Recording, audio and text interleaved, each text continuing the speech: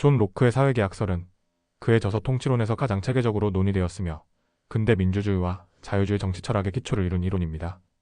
로크는 명예혁명이 성공적으로 끝난 후에 안정된 정치적 분위기 속에서 통치론을 지필했으며 이를 통해 절대 왕정을 반대하고 국민의 권리와 정부의 역할을 규명하며 입헌주의와 제한군주정의 기초를 다졌습니다.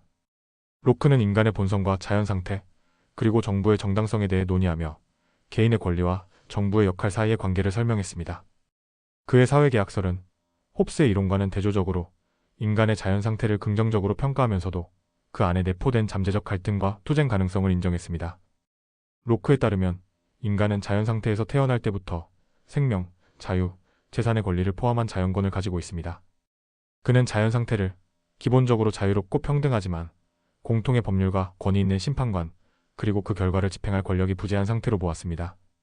인간은 본질적으로 이성적이고 타인의 권리를 존중하려는 경향을 가지지만 동시에 오류의 가능성과 이기심으로 인해 갈등과 투쟁이 내포된 잠재적 투쟁 상태에 놓여 있다고 주장했습니다.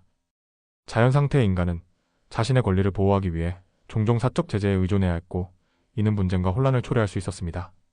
이러한 문제를 해결하기 위해 인간은 상호 합의를 통해 사회계약을 맺고 자신의 일부 권리를 공권력에 위임함으로써 공통의 법을 실행할 권위를 가진 정부를 구성합니다.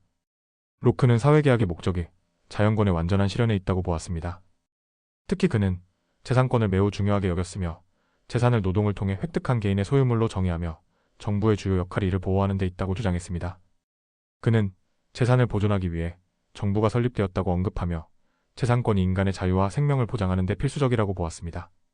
로크의 정치 철학에서 재산권은 핵심적 위치를 차지하며 개인의 경제적 자유와 독립성을 보장하는 중요한 수단으로 간주되었습니다. 로크는 정부의 권한을 국민으로부터 신탁받은 것으로 간주했습니다. 따라서 정부는 국민의 동의를 기반으로 운영되며 위임받은 권한의 범위를 벗어나 행동할 경우 국민은 정부를 재구성할 권리를 가집니다. 이는 바로 저항권으로 로크는 국민이 자신의 권리가 침해되었을 때 정부에 대항할 수 있는 정당성을 주장했습니다. 이 개념은 이후 프랑스 혁명과 미국 독립혁명에 큰 영향을 미쳤습니다. 로크는 또한 국민주권론을 강조하며 권력은 국민으로부터 나온다고 보았습니다. 그는 정부가 정당성을 유지하기 위해 반드시 지켜야 할 몇 가지 원칙을 제시했는데 첫째는 법치주의입니다. 로크는 누구도 법을 초월할 수 없으며 모든 권력은 법 아래에 있어야 한다고 주장했습니다. 둘째는 권력 분립으로 로크는 이권 분립을 제한하며 입법권과 집행권의 분리를 통해 권력 남용을 방지해야 한다고 보았습니다. 이는 후에 삼권 분립 원칙에 중요한 영향을 미쳤습니다. 로크는 그의 정치적 이상으로 제한군주정을 지지했습니다. 그는 절대군주제를 강력히 반대했으며 군주가 법에 의해 제한되고 의회와 같은 대표기구와 협력해야 한다고 보았습니다.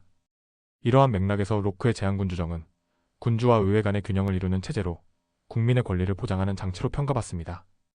더 나아가 그의 철학은 입헌정부의 틀을 제시하며 현대적인 법치주의 정부의 기초를 마련했습니다. 로크는 정부가 법에 따라 통치하고 국민의 자유와 권리를 보호하며 국민의 동의를 기반으로 운영될 때 비로소 정당성을 가질 수 있다고 강조했습니다.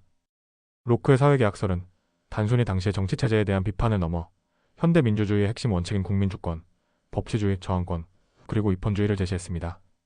그의 사상은 이후 미국 독립선언서와 헌법, 그리고 프랑스 혁명의 인권선언에 깊은 영향을 미쳤으며 오늘날에도 자유주의와 민주적 통치 원리의 토대로 평가받고 있습니다. 로크의 사회계약설은 인간의 권리와 정부의 역할에 대한 심오한 통찰을 제공하며 여전히 현대 정치 철학의 중요한 기초로 남아있습니다. 이상 로크의 사회계약설에 대해 알아보았습니다.